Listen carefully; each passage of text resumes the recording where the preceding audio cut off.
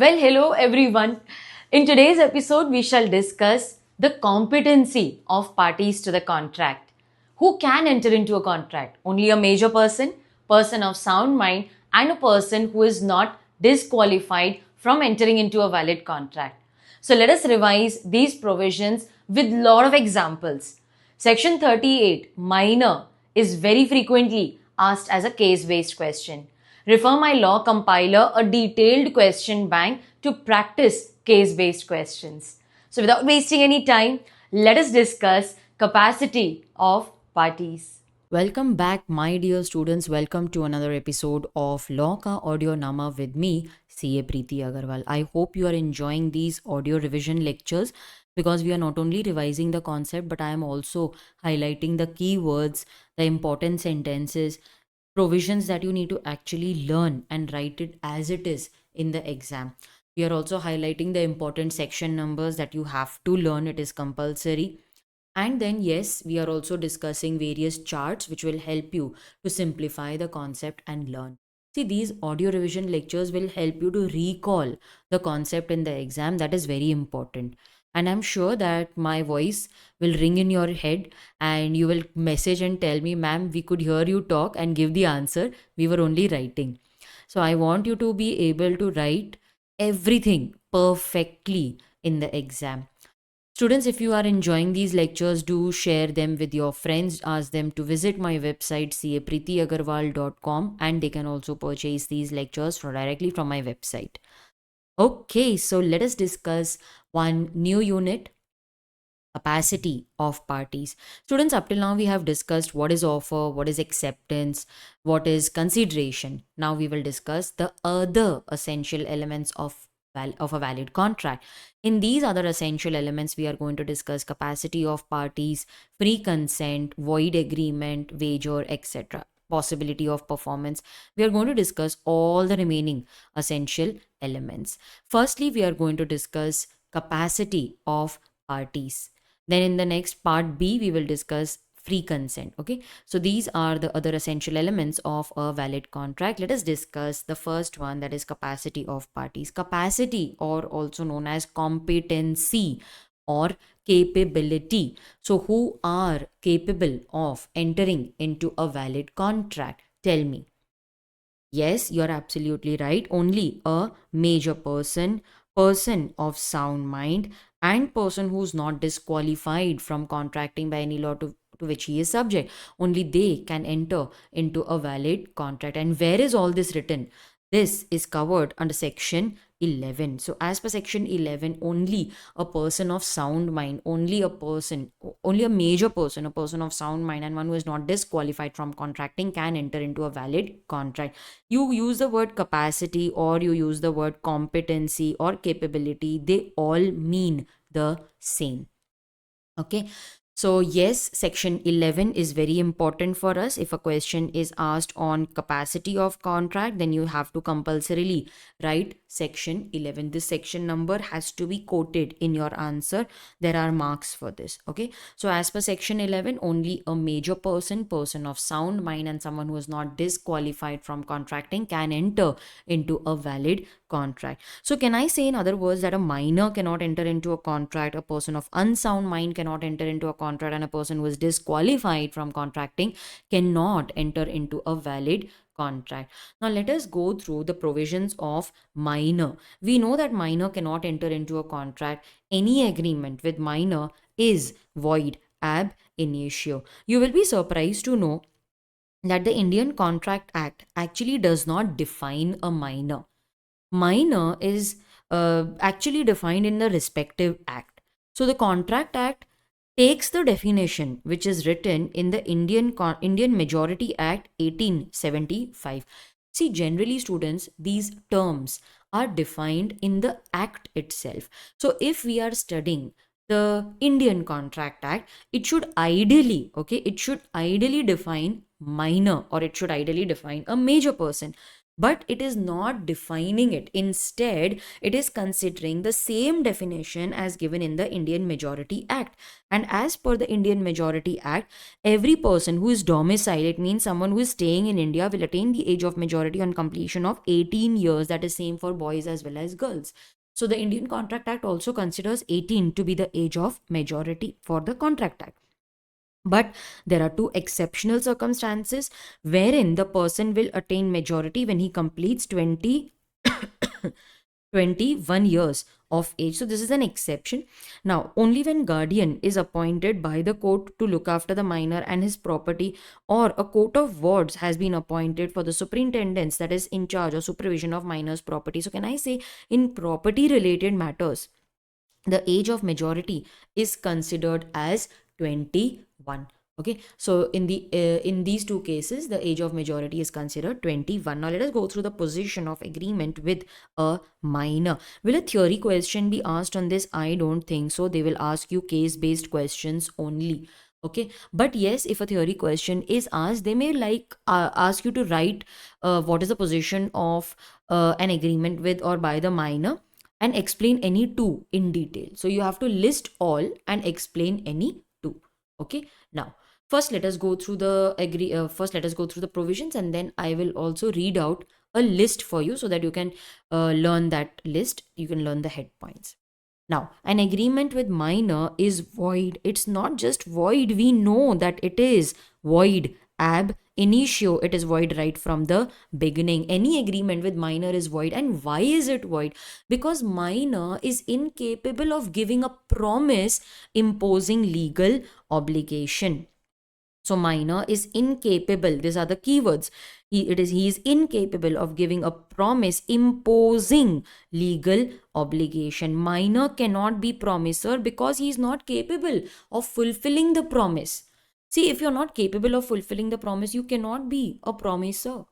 So now, if this question is asked, now it is generally asked, okay, something related to an agreement with minor is void, or they may ask the relevant case law, that is Mohri Bibi versus Dharmodas Ghosh. Now, if a question is asked, then you have to write these three provisions properly. Okay, so that is why you must learn these provisions. You must highlight the keywords. So any agreement with minor is void ab initio. Minor is incapable of giving a promise imposing legal obligation. Any agreement with minor is void. Minor cannot be a promisor. A very famous case law was discussed over here, Mohri Bibi versus Dharmodas Ghosh. Do you remember the facts of the case? Yes, very good. So then let us revise. Dharmodas was a minor. He was a 17-year-old boy. He falsely represented his age and obtained a loan of 20,000 from Brandat. He mortgaged his house as security.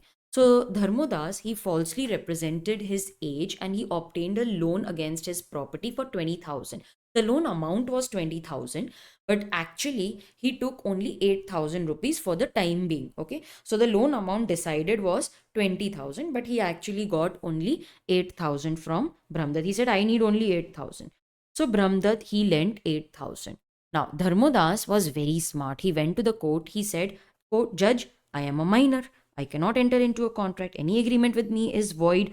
The mortgage which I had given, that is also void because I am a minor. Judge said, yes, I agree. You are a minor. You cannot make promise which is imposing legal obligation. Cancel the mortgage. The mortgage was cancelled. Poor Brahmdat, he got scared. He said, okay, you are cancelling my mortgage, but at least return that 8,000 rupees which I had given. Now you tell me, will he be able to recover 8,000 rupees? Answer is no. Why no? That is because Dharmodas was a minor. Now you will argue with me, but ma'am, he has falsely represented his age, right? So then how can we recover? See, although there was false representation of age, we agree that there is false representation of age, but we cannot deny the fact that contract is with a minor. That is why law says that because the contract is with minor, it is not enforceable. It is void right from the beginning. You will not be able to recover any money from the minor. Now you will say, can we file a case of fraud in this case? Isn't it fraud because he's falsely representing his age? Again, over here, it is of no use. Even if you file a case of fraud, it is of no use because you will not be able to recover money from the minor. Money given to minor cannot be recovered. Don't forget that. Okay. Now, if we file a case of fraud, then contract is voidable. We have studied this earlier. Contract is voidable in case of fraud, but here it is not voidable contract. It is with minor. Contract is void. So we cannot file a case of fraud because the contract is not voidable. Contract with minor is in fact void. So we will not even get any remedy if we file a case of fraud. So it is better to cancel the contract and then just forget about your money. Minor cannot be promisor, but nothing in the act stops him from being promisee or beneficiary. This is also asked as case-based question. So case-based question can be asked on an agreement with minor is altogether void. Case-based question can be asked on minor can be beneficiary or a promisee. There is very little to write. So if this question is asked in the exam, you can first explain that an agreement with minor is altogether void. Minor cannot enter into a contract. He cannot be a promisor. He cannot give a contract imposing legal obligation. However, nothing in the act stops him from being promisee or beneficiary. Minor can enter into contracts which are for his benefit. Minor can be a beneficiary. He can be a receiver of benefit. So why does law allow this? Because we want to protect the rights of minor. Yes, we agree that minor cannot be a promisee or a beneficiary. Minor cannot be a promiser. He cannot be the giver, but he can be a receiver of benefit.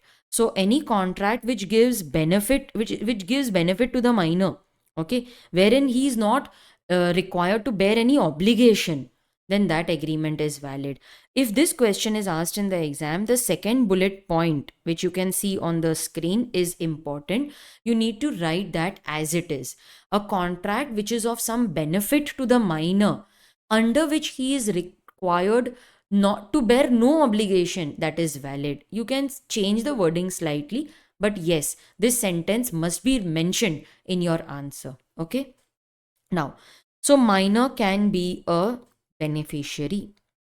So over here, we have executed a promissory note in favor of minor. Minor is the receiver of that promissory note. So it is valid. Minor has given loan. He is also entitled to recover the loan. If the other person fails to pay, minor can file a case and recover. Since it is valid, minor can file a case also in this case. Okay. Minor cannot become promisor. Now see, a minor cannot become a partner in a partnership firm. Now, we have studied in the Partnership Act that minor can become a partner, but that is under exceptional circumstance. We are discussing a case which is like a regular one, like a general provision. Can a minor become partner in partnership firm? Your answer will be no. Why no? See, partnership is the result of an agreement, and minor cannot enter into an agreement. Therefore, minor cannot become a partner. So, minor, because he is incapable of entering into contract, he cannot become a partner in a partnership firm. Partnership, after all, is a result of an agreement. Minor cannot enter into an agreement. However, under section 30, section number is very important for us. Section 30. However, section 30 allows a minor to become a partner, but what are the conditions to be satisfied? Minor must be admitted only for the benefits of the partnership, and he must be admitted with the consent of all the partners. See, admission of a partner requires consent of all the partners. So here he must enter into an agreement with the consent of all the other partners. This agreement will, however, be executed on his behalf by the guardian, because minor is incapable of signing the contract. So this contract will be executed by his guardian on behalf of the minor. So this is also important for us. The agreement will be executed by the guardian on behalf of the minor. So section 30 is important. You have to write that he must be admitted for the benefits of the partnership and with the consent of all the partners. That is to be written compulsorily. Next is that minor can always plead minority. Minor can always say, I am a minor. I am not capable of understanding anything, the case will always go in favor of the minor. Money given to minor cannot be recovered. But goods given to minor can be recovered if they are found in his possession. See, when you give money to a minor, you cannot prove that that is the money which you have given. Have you made a note of the serial number? Like, how can you prove that the money lying with him belongs to you? But it is very easy to identify goods. So, goods given to a minor, that can be recovered, but whatever is lying in his possession. But ma'am, we have a doubt. Let's say you gave 100 units, okay, X gave 100 units to a minor sold 60 units. So what about the profit of those 60 units? Can we recover that? Answer is no. The 60 units which he has sold, okay, the profit which he earned on those 60 units cannot be recovered, because money cannot be recovered from a minor. But can we recover the remaining 40 units? Yes, those 40 units can be recovered from the minor. Even if there is false representation of age, okay, even if there is false representation of age, minor cannot be estopped. He's not estopped, means he's not stopped from taking the advantage of his infancy. He is not stopped from pleading his infancy, so he is not stopped. It means that even if he has falsely represented his age, money given to minor cannot be recovered. However, we thought that this is not a very favorable condition. In this case, any minor will want to take advantage of this provision, and they will cheat people. So we say, all right, later on, under the Specific Relief Act, we introduced a provision that if the minor, by falsely representing his age, he obtains some money, then yes, you cannot recover the exact amount from him, but you will be able to recover whatever amount is lying with him. But yes, it is so difficult to prove, no, that the money with the minor belongs to you. It is from the same money which you had given me. But then yes, I know I'm not a lawyer, I'm giving you a very practical advice that even then minor will only win. I agree that it is hard to prove, but law still allows you that if you can prove that this is your money and the money lying with him belongs to you, then recovery is possible. So this also can be asked as a case based question. Okay, so I'll just from now write CB over here. CB means it can be asked as a case based question.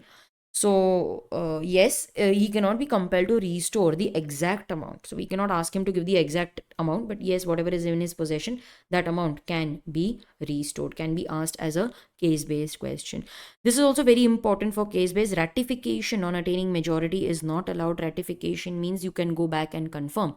So ratification means subsequent adoption and acceptance of the act. In simple words, go back and confirm. What is the meaning of ratification? Ratification means to go back and confirm. Okay, to go back and confirm. That is the meaning of ratification. See, minor's agreement is void ab initio.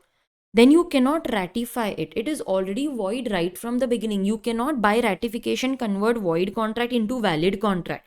For a valid ratification, the contract must be valid at the time of entering and also at the time of ratification. So it cannot be ratified, it cannot be confirmed on attaining majority. For valid ratification, the person must be competent to contract both at the time of entering into contract as well as at the time of ratification. Now, this you must have crossed your mind that, ma'am, he is not capable of contracting. Now we agree that agreement is with minor is void. You cannot recover any money from the minor. But when he becomes major, can we recover money from him for that transaction? No. So once void, it is always void. When he becomes major, then you cannot recover the loan which you had given to him during minority. You can enter into fresh contracts with him, but you cannot enforce the contracts which were entered during minority. They will remain void only. Okay. Contract for supply of necessaries, very, very, very important for case-based question. This is the first priority that institute gives. If a question is to be asked on minor, first priority will be given to contract for supply of necessaries, section 68. Okay, so see, in normal circumstance, nothing can be recovered from a minor. But if either money or necessaries, which you are buying clothes and giving it to him, or you give him money to buy clothes. So you may give him money or you may actually give him some clothes. Okay. So if you are supplying necessaries to a minor, either giving him money to buy the necessaries or you yourself are supplying the necessaries, law has made a small exception. Law says that normally nothing can be recovered from minor, but for necessaries, you can recover from the minor's property. But ma'am, What if he doesn't own any property? Then nothing is recoverable, because anyways minor is never personally liable. So if he does not possess any property, then nothing is recoverable. So a person who has supplied necessaries to a minor, or to anyone, okay, or to anyone who is dependent on the minor. So you are giving necessaries to a minor, or you are giving necessaries to anyone who is dependent on the minor. Now, who is dependent on the minor? It may be a person like, his younger brother, sister, sibling, or old grandparents. So even if you give necessaries to those dependents, reimbursement is possible, but only from the property of the minor. You cannot ask him to give labor in exchange. You cannot tell him, if you don't possess any property, then come and work in my factory, come and work in my house. You cannot ask him to give labor in exchange. Necessaries can only be claimed from his property. Minor is never personally liable. Okay, so minor cannot be made personally liable. You cannot ask him to give labor in exchange. If he does not possess any property, then nothing is recoverable. Okay, so if the minor owns no property, supplier will lose the price of necessaries. Now, what is necessary? See, it depends upon the socio cultural status of the minor. Like for a celebrity, car is a necessity. For their children, car is a necessity. They cannot travel in auto rickshaw and train. They may get mobbed or they may get kidnapped. But in case of a common man, car is still a luxury. So car may be necessity for one, luxury for the other. So what is necessary? That depends upon the socio-cultural status of the minor. So what is included in necessaries? We have food, clothing, shelter, education, money given for medical or legal advice, provision of house rent for a minor so they can live there, he can continue his studies, expenses on funeral ceremonies. All this is as if money is given for necessaries. Items of luxury or comfort, they are not necessaries. Like if you give him money to buy a very fancy phone, that is not a necessary. If you give him money to buy fancy coats, okay, fancy coats, that is not a necessary. Why fancy? And why more than one or two? So you can, here he is giving 11 fancy coats, that is not a necessary. Okay, so in this case, what is necessary will depend upon the socio-economic status. But yes, like items of comfort and luxury would in no case be considered as a necessary. Sometimes mobile also is not considered as a necessary. You have to read the question very properly. If he's using the mobile for studies, or if he's using like in COVID times, then yes, it is considered as a necessary, but otherwise it is not considered to be a necessary mobile. Okay, but for education, yes, that is still considered as a necessary. So you have to write depending on the question. I have highlighted the key words for you.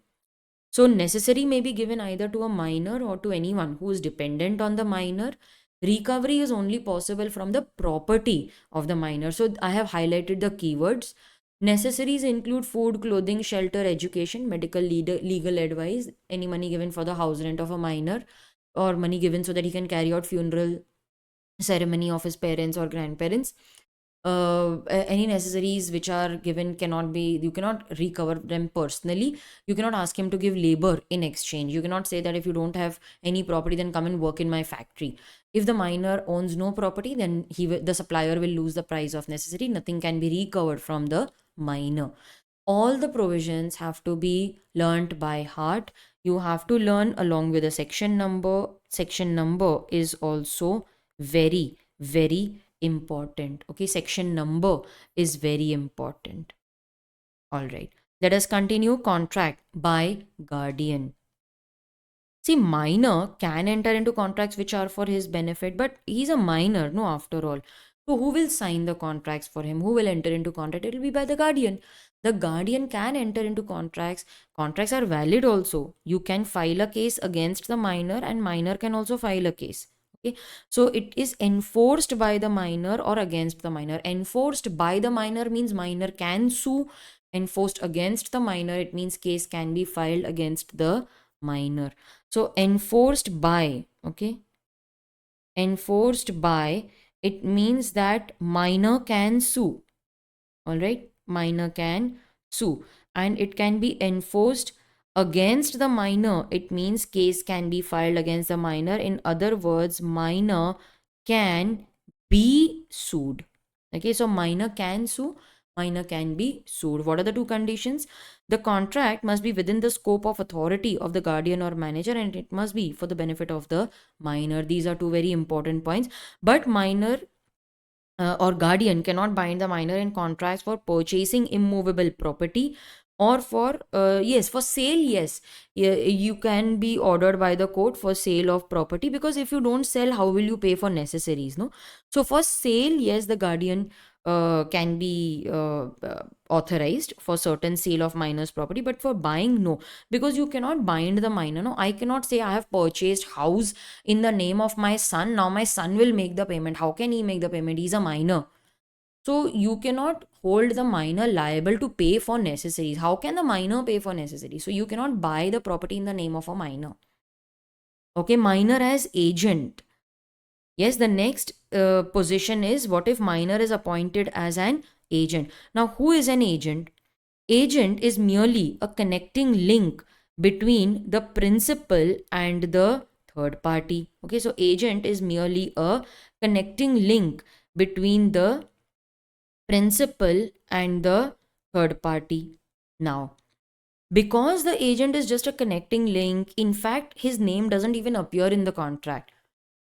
Who is liable in this case? The contract is actually between the third party and the principal. Agent is not, his name is not even written in the contract. It is the principal and the third party who are entering into contract. So because the agent is just a connecting link, the contract is actually between the principal and the third party, there should not be any restriction in minor being appointed as an agent. Agent is just a, yes, what are the keywords? Agent is just a connecting link between the principal and the third party. He is just a connecting link between the principal and the third party. No consideration, no contract is required to appoint an agent. Therefore, even minor can be appointed as an agent. But will the minor be personally responsible? No, he can never be personally liable. One very good example is already given to you in the textbook. Look over here. X has asked a minor to sell a watch. He says, you sell this watch for at least 700 rupees. Don't sell it for below 700 rupees. Minor sold this watch to the third party for 400 rupees, who bought the watch in good faith without knowing that minor does not have the authority to sell for less than 700. Now my question is, will the sale be valid? Is the sale valid? Yes, the sale is valid, because minor can be validly appointed as an agent. Okay, so he's a valid agent. The sale is valid. Now, can we recover that 300 rupees loss from the minor? No, minor is not liable for that loss of 300. Who will bear that loss of 300 rupees? The principal will bear. So when you're appointing a minor agent, you will have to take that much risk. Now, students, please note, if a question is asked in the exam, most probably it will be on this example only. Okay, so if a question is asked in the exam, 99% it will be on this example only. So please highlight this as important for exam. Okay, so this question is very important. For the example which I have given is important. What are my keywords? What are my key points over here? Agent is merely a, what will you write? Connecting link. Okay, agent is a connecting link between the principal and the third party. So this example is very, very important, because if a question is asked, 99% it will be on this example only. Okay, so keywords have already been highlighted for you, and yes, example is important. Minor as insolvent. Have you ever come across a situation where minor's liability is more than asset? His liabilities can be equal to the assets, but can never be more than assets. Minor can never be judged as an insolvent. Minor is never personally liable, so how can he become an insolvent? Minor cannot bind parents or guardian unless the parent or guardian is treating minor as their agent. Now, infant is not capable of binding the parent or the guardian. It is he who is liable. But anyways, minor is also not liable. So guardian cannot be held liable even for necessaries. Parents will be liable only when the child is acting as agent for the parents. Now, how will we understand this? If the child is agent, so in other words, can we say that the parent is principal? Yes. So if the contract is entered by the child with some third party, who is responsible for act of the agent? It is the principal, the parent. So only when we can show that the child is acting as agent of the parent, only then parent is liable, otherwise not. Like in my regular lectures, I had given you an example where your mom has requested the shop in your society that my child will come and you have to give him whatever he asks. I will come and settle the bill every Sunday. So here your mom is treating you, minor, as her agent. So then yes, your mom will be liable for your acts. So in this case, when minor is acting as agent for the parents, then the parents can be held liable for acts of the minor. What if there is a joint contract by a minor and adult with third party?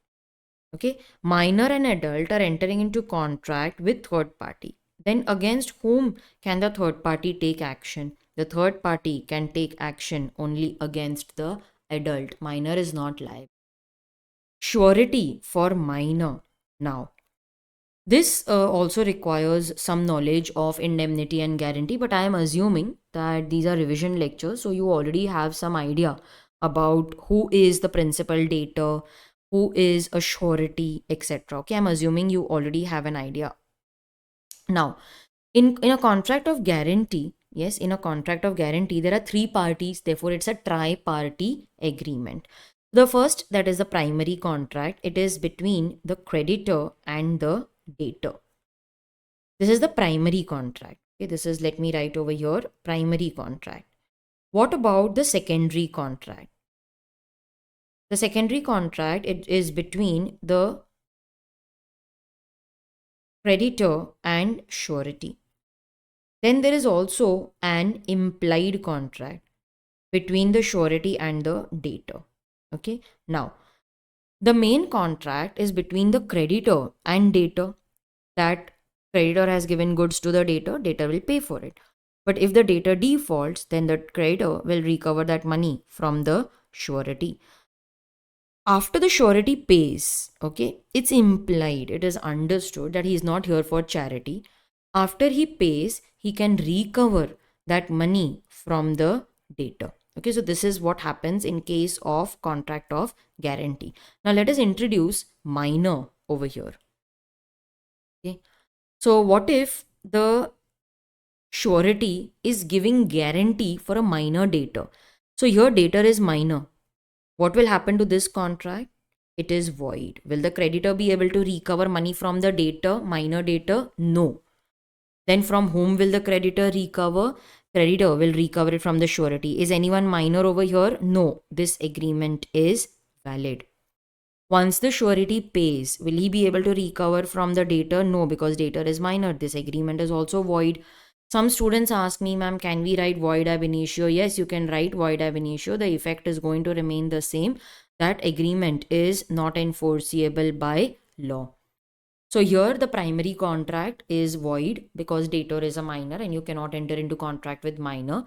The secondary contract is however valid because here there is no minor. So creditor will recover money from the surety. Once the surety pays, he will not be able to recover money from the minor debtor. So can I say that if guarantee is given for a minor, it is as if it is a personal transaction of the surety because he is paying for the minor and he is not able to recover it also.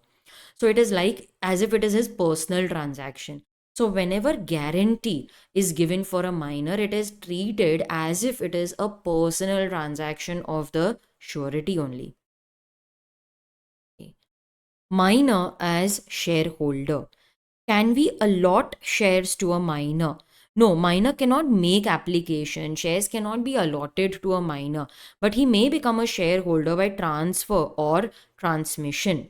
Now, the word transfer is indicating that there is a voluntary transfer. Okay, so the word transfer shows voluntary act, whereas transmission actually happens by operation of law. It happens automatically. For example, death.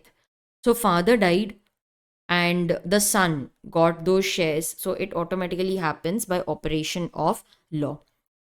So minor cannot become a shareholder by allotment. If by mistake the shares are allotted to him, the company can rescind the contract. Rescind means they can cancel the contract. So can I say that minor cannot become a member by allotment because he's not capable of making the application, no?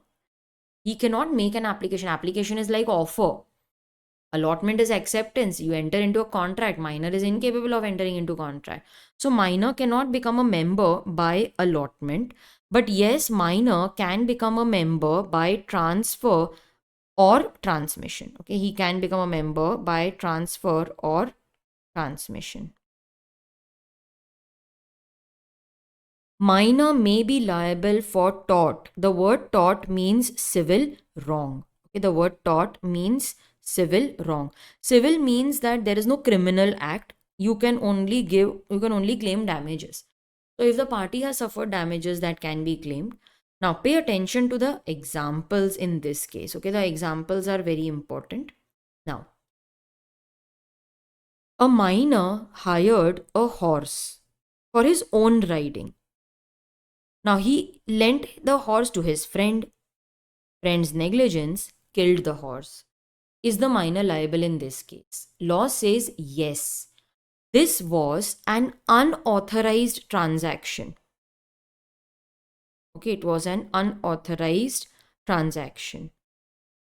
We had authorized the minor to take the horse for his own riding. Now, instead of his own riding, he gave it to his friend. Now, for this civil wrong, minor is liable. Okay, so the minor will be liable for tort. But what if we gave a horse to minor for his own riding, but minor rode the horse so much that the horse died due to overriding? Okay, so now in this case, will the minor be liable? Law says that he committed this wrong in an authorized transaction.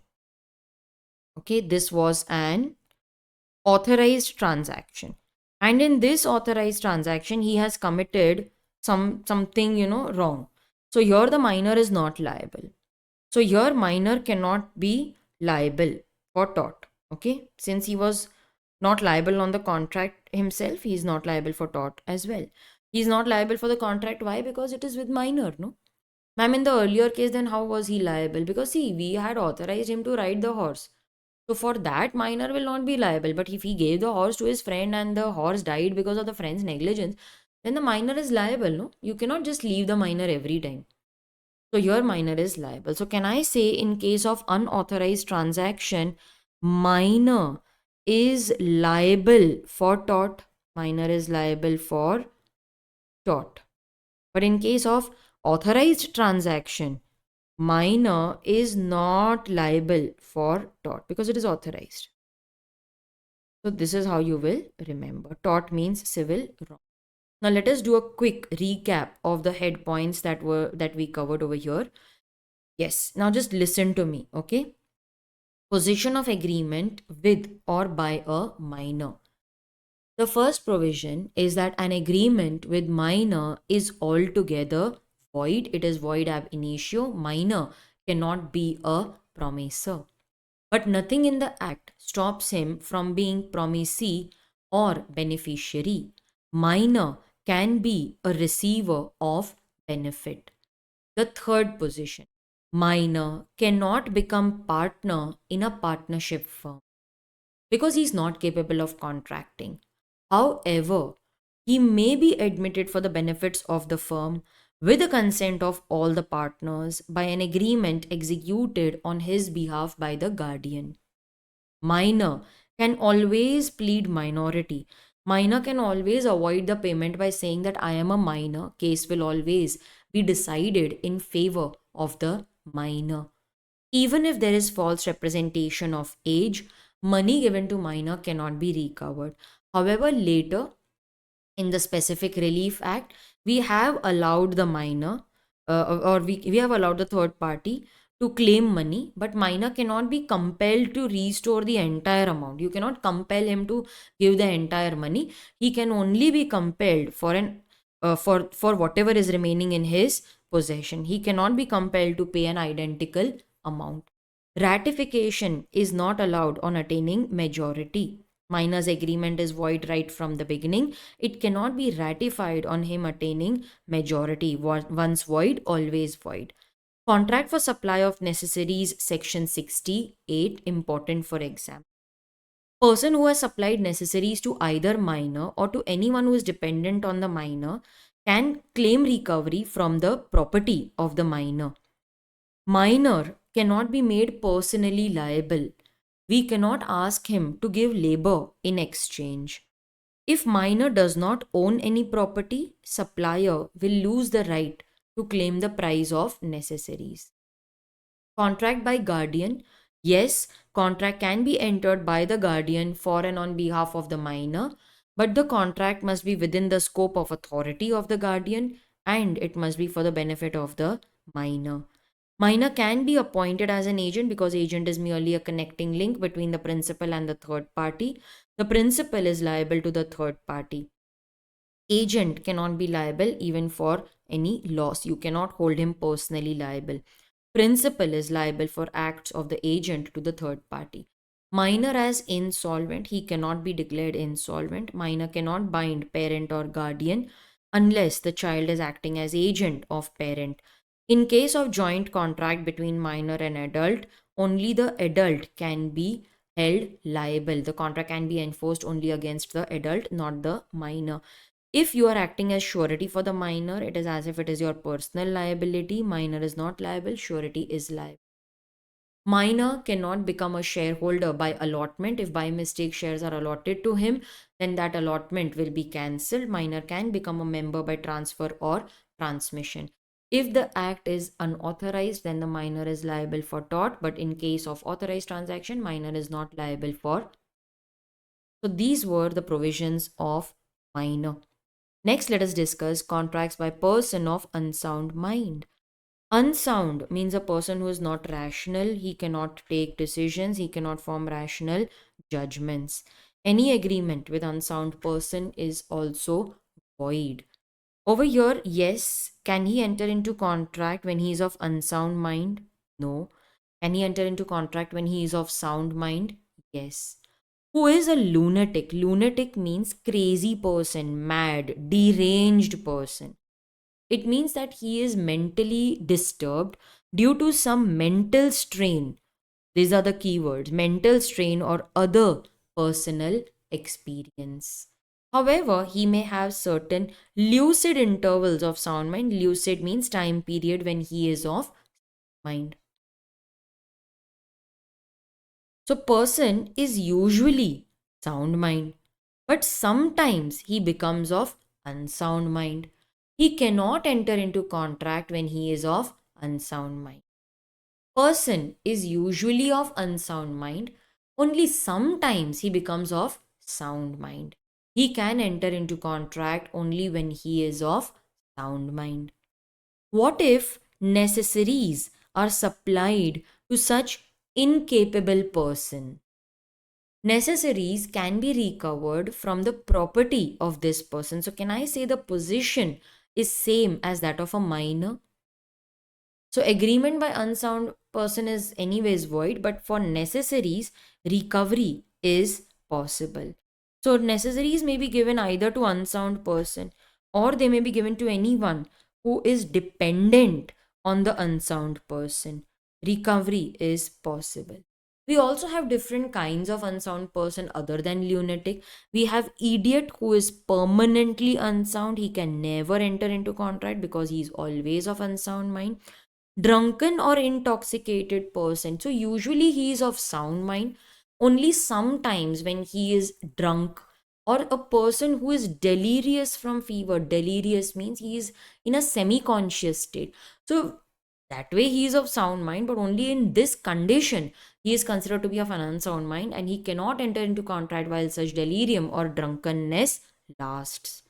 All right, this is not very important for exam. What is important is position of contract with unsound person. So position is same as that of a minor. Agreement is void, but yes, unsound person can enter into contracts which are for his benefit. Property will be liable for necessary. So let me highlight the keywords for you. The position is identical with that of a minor. Agreement is anyways void, but he can enter into contracts for his benefit. Contract for necessaries supplied either to him or to anyone whom he is legally bound to support. Okay. Now, who can be this person? Can be your wife, children, old parents, whom you are legally bound to support. So, recovery is possible from the property of that person. And if he does not possess any property, then nothing is recoverable. Contract by disqualified person. So, who are disqualified? We have alien enemy, foreign sovereign, which includes ambassadors, king, queen, monarch, rulers. Convict, a person who is in jail, insolvent, and company or statutory corporation under separate act of parliament. Now, alien enemy. Alien word means foreigner. Enemy means citizen of a country with whom we are at war. You cannot enter into contract during war. Such agreements are void. So during war, contracts cannot be entered, and then the contracts are void. But what if I have already entered into a contract? Then we will analyze. Is it against public policy? Is it benefiting the enemy? If yes, then the contract is dissolved. But if it is not against public policy, if it is not benefiting the enemy, then it is only suspended during war. It will be revived after the war is over. Okay, so then we will analyze. Foreign sovereigns includes king, queen, monarch, rulers. They all have immunity. They enjoy immunity. They can enter into contracts with us. They can enforce the contracts with us, but we cannot enforce the contracts. It means we cannot file a case against them except with the approval of the central government. So they can file a case against us, but we cannot file a case against them except with the approval of central government. They have immunity. So you cannot just file a case. And this has a very logical reason. Like, say for example, the prime minister of our country went abroad. Okay, let's say he went to Saudi, and over there he was imprisoned. So the economy over here in India will be disturbed, no? So we say that he enjoys immunity. You cannot just put him in prison. He has immunity. He's the ambassador of our country. He's the representative of our country. You cannot just put him behind bars. That is just to maintain stability. Similarly, when their king or when their rulers come to India, they also enjoy equal immunity in India. We also cannot put them in prison unless approval of central government is given, and it is a very genuine reason. Okay, convict means a person who is in prison. Can you enter into a contract during the period of sentence? No. But when he comes out of the prison or he's on parole, yes, you can enter into contract. So when a person is in prison, okay, so during the period of his sentence, he is called convict. Many students, they get confused. They don't know who a convict is. Convict means the person who is in prison. So can he enter into contract during the period of his sentence? No. He cannot enter into contract. How will he perform the promise? So if an actor was in prison, he cannot enter into contracts. He cannot sign films. How will he perform that contract? But when he comes out of prison or when he is on parole, then can he enter into contract? Yes, then he can enter into contract. Insolvent. Insolvent means bankrupt person. What will we get by entering into contract with them? So insolvent is not capable of entering into contract relating to his property. Now, what happens to his property? Why can't he enter into contract? See, as soon as a person is declared insolvent, you cannot say I'm insolvent. The court will declare you as an insolvent. So as soon as a person is declared insolvent, all his property, all his assets, they go to the official receiver or assignee. Okay, they will go to the official receiver or official assignee. So if the property is with the official receiver or assignee, anyways the insolvent cannot enter into contract because he does not possess them anymore. He cannot sue. He cannot be sued. What will we get by filing a case against him? Neither can he file a case, nor can we file a case against him. After the order of discharge is passed, it means once his assets are sold, liabilities are paid off to whatever extent possible, he again becomes solvent and he can enter into contract like an ordinary citizen. Lastly, we have company or statutory corporation under a separate or a special act of parliament. Now, there are certain companies like LIC, RBI, UTI, they are formed under a separate act of parliament. So, their contractual capacity is also determined by the statute creating it.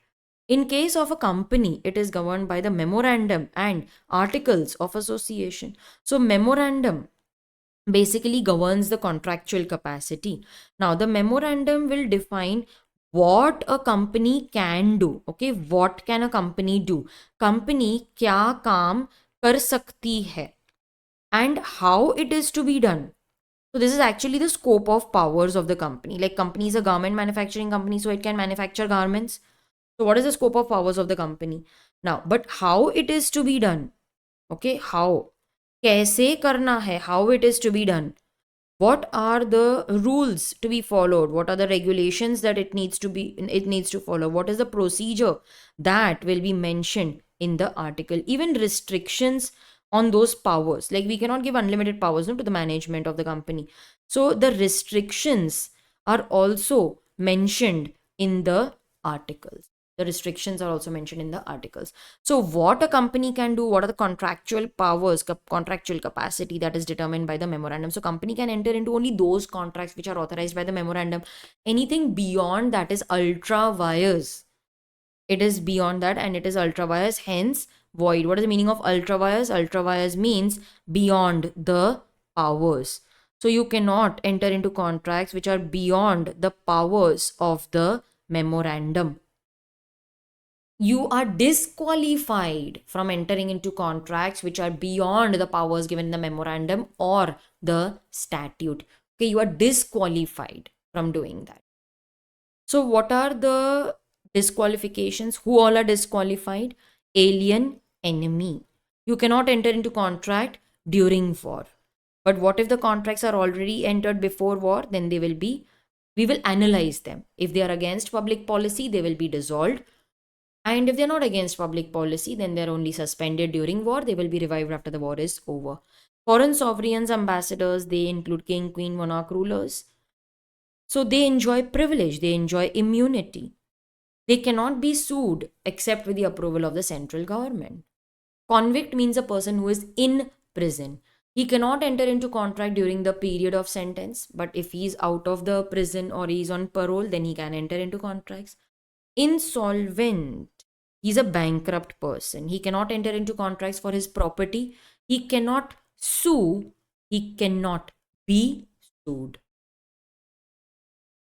Any contract which is beyond the powers given in the memorandum, or if you are governed by special act of parliament, then beyond your statute, you are disqualified from entering into such contracts which are beyond the powers of these documents. Such contracts are ultra vires and hence void. You are disqualified from entering into such contract. All right, students. So let us again go through the head points. Alien, enemy, foreign sovereigns, ambassadors, convict, insolvent, company or statutory corporation under special act of parliament. And with this, we also come to an end of Unit 3A, where we discussed everything about minor, position of an agreement with a minor, person of unsound mind. I think I forgot to mention that unsound person is defined under section 12, and that 12 is important. Okay, so sound mind is defined under section 12. So, person of a sound mind means a person who is capable of understanding the terms of the contract and forming rational judgments. Although it may not be asked in the exam, but I feel that you should know that section 11, it talks about the competency, and section 12 actually defines a person of sound mind. Okay, after other than that, other than this we have discussed everything. So position of the contract with minor unsound person, and also what is the position of contracts which are entered with disqualified persons. So everything was covered over here In my next session, I will discuss the concept of free consent. Okay, that is covered in Unit 3B, free consent, and I will discuss it over there. So let's end today's session. But before I end, just a note of advice. Students, just by listening to these lectures, you cannot say that everything is done. I now understand law, so I need not study. You have to sit and learn these provisions properly. Just understanding them and writing in your own words will not help. New kind of questions are generally asked in your exam, so it is best that you have deeper conceptual clarity. You can also purchase my lectures. The regular lectures are available on my website capreetyagarwal.com. If you are confused, you can get in touch with me on my mobile number, that is 9653447150. You can get in touch with me on 9653447150. I would be very happy to help you. But you have to sit and learn these provisions. This book can also be purchased from my website capreetyagarwal.com. If you find that this is very easy to learn, I would insist that you purchase the book and start learning. Just writing in your own words is not going to help. They will not give you the desired marks. If you aim to get more than 60 marks, then you have to compulsorily sit and learn the provisions. That is why I have highlighted the keywords also for you. Okay, so sit and learn. All the very best, and I'll see you next time where we start with Unit 3B, free consent. Thank you so much, students. Thank you for watching this episode till the end. The main query that students generally have is how to learn law. Are you required to make your own notes? Students, if you study from my concept book, then you need not prepare your self-study notes. The concept book is prepared in a very simple and easy manner. Everything is provided in point format. Sentences are short, easy to learn. So just learn the concept from my concept book. Okay, learn it, close the textbook, write the concepts on your own in a separate notebook. Then compare what you have written with the textbook. Write the points that you have missed with a red pen in your notebook.